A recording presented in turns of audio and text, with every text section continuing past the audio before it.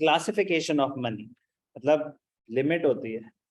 Money can be classified on the basis of relationship between the value of money as money and the value of money as commodity. Classification of money, full bodied, तीन है, full bodied money, representative full bodied money and credit money। एक एक करके बात करते हैं।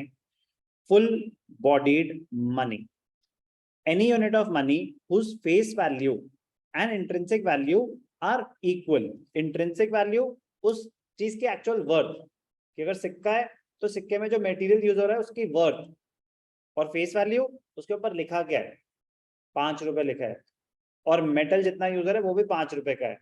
तो if the intrinsic value, actual worth of the material used and the face value, ये वो डिनोट क्या कर रहा है, इफ दे आर इक्वल तो उसको बोलते हैं फुल बॉडीड मनी। क्या जो हमारी करेंसी इन सर्कुलेशन है वो फुल बॉडीड मनी है? नो मतलब 2000 के नोट पे 2000 लिखा है, बट क्या उसके जो इंट्रिंसिक वैल्यू, उस पर जो मटेरियल यूज हो रहा है वो 2000 का है? नो। 10 रुपए का जो सिक्का है क्या उसमें 10 रुपए का मटेरियल है? नो। फुल बॉडीड जिसमें ऐसा होता है, पुराने जमाने में ऐसा होता था। तो फुल बॉडीड मनी का मीनिंग क्लियर है? Money value is equal to commodity value. For example, during British period, 1 rupee coin was made of silver and its value as money was same as its value as a commodity. उसमें उतना ही silver use हो रहा है जितना उसको melt करके अगर आप बेचोगे तो भी आपको 1 रुपए मिलेंगे, तो कोई फायदा नहीं है मेल्ट करने का। तो फेस वैल्यू और इंट्रिंसिक वैल्यू का मीनिंग क्लियर हो गया आपको? फेस वैल्यू कि उसके ऊपर लिखा क्या है, कि उसकी क्या है वो, 1 रुपए, 2 रुपए, 100 रुपए, 50,000 रुपए। इंट्रिंसिक वैल्यू जो कमोडिटी वैल्यू, जो उसमें मटेरियल यूज हो रहा है उसकी वर्थ क्या है। Full bodied money important term है। Representative full bodied money, it refers to the money which is usually made of paper. Representative, 2000 के नोट पे लिखा है कि वो 2000 का है, उसकी एक्चुअल वर्थ थोड़ी ना 2000 है।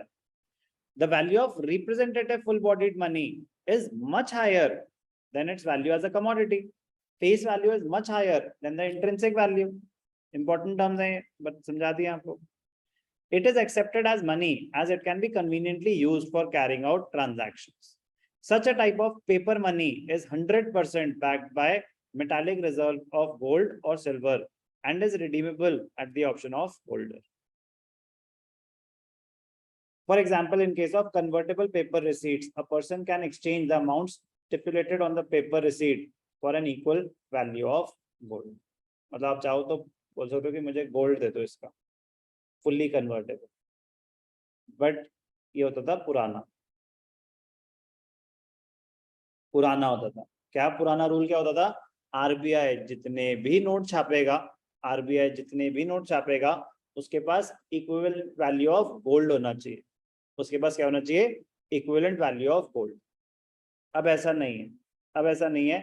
एक लिमिट सेट कर दी है कि मैं वेरीफाई करूंगा, 200 मिलियन यूएसडी ऐसे कुछ है, 200 करोड़ रुपए है, या तो 200 करोड़ रुपए या 200 मिलियन यूएसडी है, कि बस इतने रुपए का गोल्ड होना चाहिए, आप छापो जितने नोट छापने। अभी वेरीफाई कर लेता, आई थिंक 200 करोड़ रुपए, चेक कर लेते हैं एक सेकेंड। देखो आ गया, इसी में आ गया। India follows minimum reserve system for note issue.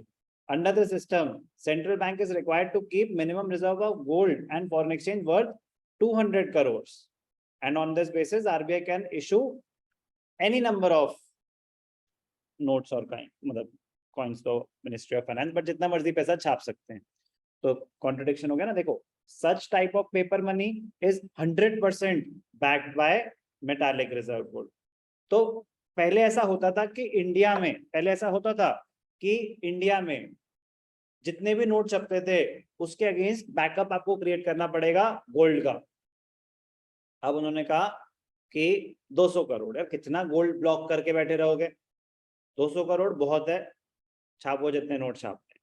But जब रिप्रेजेंटेटिव फुल बॉडीड मनी होती थी तो क्या होता था, जितने नोट छापने हैं रिप्रेजेंटेटिव, तो आपके पास बैकअप उतना होना चाहिए, चाहे आप उसको यूज, पहले तो कहते थे यूज हो रहा है तो बैकअप की जरूरत ही नहीं है भाई, ये कह रहे खुद ही तो गोल्ड है, खुद ही सिल्वर है, तो कोई बैकअप की जरूरत नहीं है कि इसकी वर्थ। अब क्यों वर्थ की जरूरत, वो बैकअप की जरूरत क्या है? लॉजिक इंटरेस्टिंग है। कह रहे आपने तो बोल दिया 2000 का है ये, आपने बस बोल दिया, आपने साइन कर दिया गवर्नर ने आरबीआई के कि 2000 का नोट है, तो कैसे मानने इसकी वर्थ 2000 है? कल को इरोड हो गई तो पहले तो ये टेंशन नहीं होती थी, क्योंकि क्या इरोड होगी भाई, जितना इसमें मटेरियल है उतना ही है। आप अगर करेंसी की वैल्यू नहीं मानते तो आप इसको मेल्ट कर दो, गोल्ड की वैल्यू उतनी हो जाएगी, तो आपको डर नहीं होता था। अब तो आप उनके भरोसे हो ना कि इसकी वर्थ 2000 है, कल उठो बोलो कि भैया इकोनॉमी तो खत्म, तो आपके पैसे की वैल्यू खत्म। तो कन्वर्टेबल होना चाहिए कि गवर्नमेंट के पास जाके आप बोलो कि ये लो पकड़ो 2000 रुपए, दो मुझे 2000 रुपए का गोल्ड। समझ आ रही है बात? तो गवर्नमेंट तो तभी दे पाएगी ना जब उनके पास इतना गोल्ड हो। तो रिप्रेजेंटेटिव फुल बॉडीड में ऐसा होता था कि आपको पूरा उतना सा रिजर्व मेंटेन करना पड़ेगा। बट नोट छपते छपते छपते इतने हो गए, उन्होंने कहा कि बस भाई बस 200 करोड़ का गोल्ड है, gold and bullion and whatever the sum of, इसमें सिर्फ गोल्ड नहीं आ रहा, सम हाँ reserves of gold and foreign exchange reserve मिला के 200 करोड़ का होना चाहिए। क्लियर है? समझ आ गया क्या कहना चाहता हूँ? तो रिप्रेजेंटेटिव फुल बॉडीड मनी में अब उतना आपको पूरा मैच करके रखने की जरूरत नहीं है, बट मीनिंग बताए रिप्रेजेंटेटिव फॉल क्लियर है? ठीक है। There are two kinds of representative money. One is convertible paper money. It refers to the currency notes which are freely convertible into full-bodied money. Correct कर लो जितना convert करना है at the option of the holder. However, 100% backing of gold is not desired, and all notes in circulation are not simultaneously presented for conversion. कह रहे आप जरूरत नहीं है 100% आपको रिजर्व मेंटेन करने की in the form of gold and foreign exchange reserves. कह रहे सब आके एकदम से गोल्ड थोड़ी ना भाई, करेंसी चलेगी, इकोनॉमी कैसे चलेगी अगर नोट ही नहीं बचेंगे? तो कन्वर्टेबल पेपर मनी में आप चाहो तो आप कन्वर्ट करा सकते हो गोल्ड में। इनकन्वर्टेबल, it is that kind of paper money which cannot be convertible into full bodied money at the option of the holder. However, it circulates and commands value as its issue is regulated by a responsible government.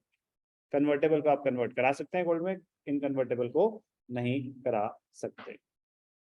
This money does not have any backing of standard coins or bullion. Indian 1 rupee note is a good example of inconvertible paper money. तो full bodied money, representative full bodied money और credit money. Credit money refers to the money whose intrinsic value is much lower than its face value.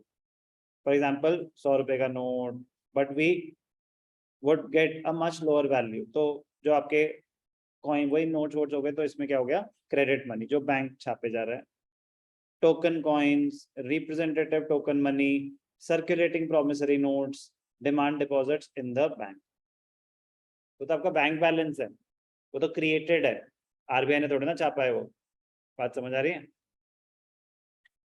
Just read once classification of money. Full bodied पुराने जमाने में होता था, representative full bodied अभी भी है, credit money बिल्कुल अभी भी है। चलो बेटा पहले इसे पढ़े, आज ये मनी खत्म कर देंगे जिंदगी भर की।